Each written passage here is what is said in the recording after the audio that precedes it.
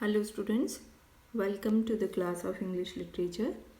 Today we are going to discuss a poem that is written by Elizabethan poet Edmund Spenser. The title of the poem is One Day I Wrote Her Name. It is a sonnet. Edmund Spenser was born in 1552 or 53 and he died on 13 January 1599. He was born in London. Little is known about his family or his childhood, except that he received a scholarship to attend the Merchant Taylor School, where he likely studied Latin and Greek. He went on to study literature and religion at Cambridge University's Pembroke Hall, receiving a BA in 1573 and an MA in 1576. Spenser published his first volume of poetry that was entitled The Shepherd's Calendar in 1579. It was dedicated to the poet Sir Philip Sidney. He also wrote sonnet sequences, Amorati and Epithalamion. These sonnet sequences were dedicated to his second wife, who was Elizabeth Boyle. Edmund Spenser's long allegorical poem, The Faerie Queene, is one of the greatest in the English language. It was written in Spenserian stanza form.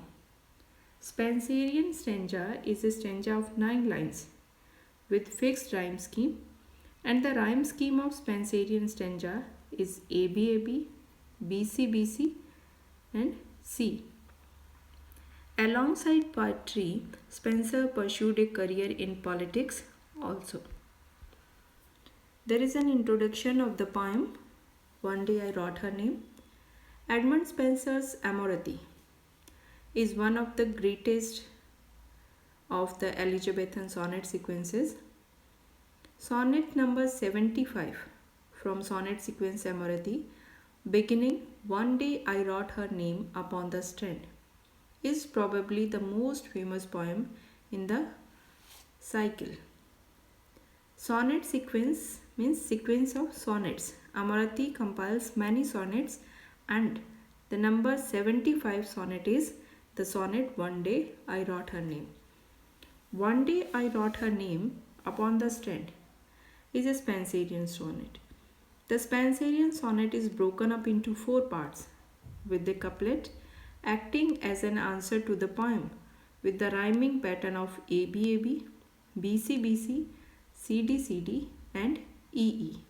So, like Shakespearean sonnet, Spenserian sonnet is also divided into 4 parts. There are 3 quatrains and final couplet, but there is a difference of rhyme scheme. In Shakespearean sonnet, we have rhyme scheme ABAB, then CDCD, EF, EF, and GG. But here we see the last rhyme of first quatrain begins the first rhyme of next quatrain. The poet speaks of his trying to immortalize the woman he loves by writing poems. So this poem is about poetry, that how poetry can immortalize a person. Poetry has the power to immortalize a person. There is the text of the poem. In this text we can see the highlighted part which shows the rhyme scheme of the poem ABAB, BCBC, CDCD, and EE, and this is the rhyme scheme of Spenserian sonnet. Now we will read the text of the poem. The poem begins as, One day I wrote her name upon the strand, but came the waves and washed it away. Strand means seashore. The speaker and his beloved are sitting at the beach, and in this romantic setting, he decides to write the name of his beloved on the sand. But what happens that the waves comes and washes away that name. Poet writes that one day I wrote her name. कि मैंने एक दिन उसका नाम लिखा upon the strand, upon the seashore. But what happens? But came the waves. But sea waves came and they washed that name. He further says, again I wrote it with the second hand. But came the tide and made my pains his prey. Here the word tide means sea waves, and the word prey means victim. The speaker writes his beloved's name again, as he says that again I wrote it with the second hand. And then the tide comes in and washes away her name again. The speaker's diction refers to his writing as his pains. And this language seems to suggest that writing is hard work. Even just the writing of his beloved's name on the sand is a hard task. And the speaker also makes a metaphor here. He refers to his writing as the prey of the waves. So here is a personification. The waves are personified as predator just waiting to pounce on his poor defenseless writing. So यहाँ wave को personify किया गया है and name which he is writing on the sea and shore is termed as prey. उसे उसका शिकार बनाया गया है. तो waves यहाँ शिकारी है, predator है और उनका शिकार जो है victim जो है वो prey है. So there is a personification. He further says, vain man, said sea, that dost in vain essay a mortal thing so to immortalize. Vain means useless. Essay means try. Vain man, said sea. Sea here refers to, she is a beloved of the poet.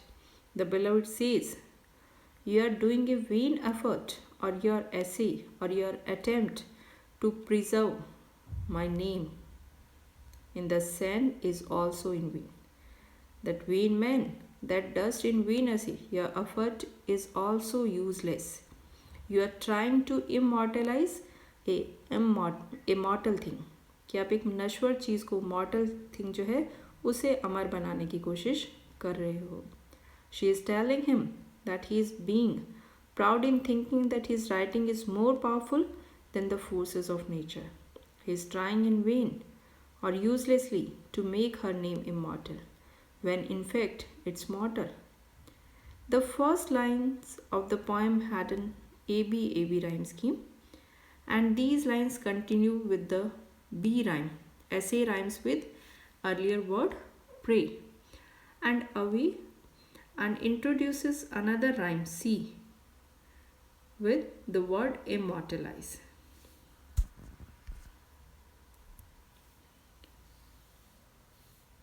Poet further says, for I myself shall like to this decay, and eke my name be wiped out likewise. Eke means also.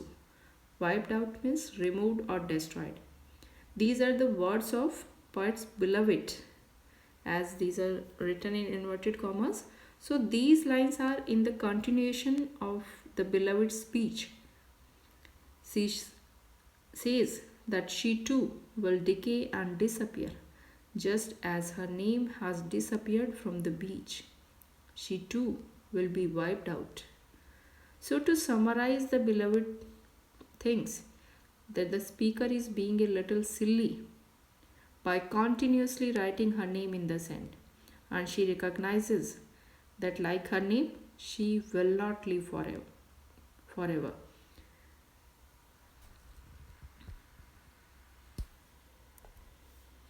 Not so, caught I, said I. I here refers to poet.